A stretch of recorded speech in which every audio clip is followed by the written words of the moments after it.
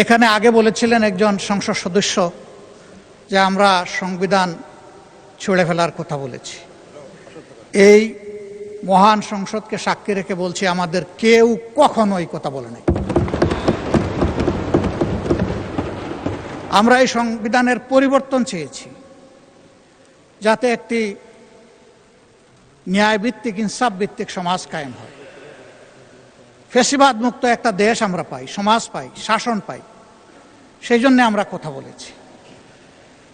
বরঞ্চ যারা বলেছেন তাদের অনেকেই দফায় দফায় এই কথাগুলো বলেছেন। একজন সম্মানিত সদস্য আজকেও বলেছেন, আমরা কিন্তু কখনো বলিনি আমরা সংবিধান বিরোধী নই। সংবিধানের ওই জায়গাগুলো আমরা চাই না যেই জায়গা গত ৫৪ বছরে ফ্যাসিবাদের জন্ম দিয়েছে দফায় দফায়। ওই জায়গাগুলোর সংস্কার চাই আমরা।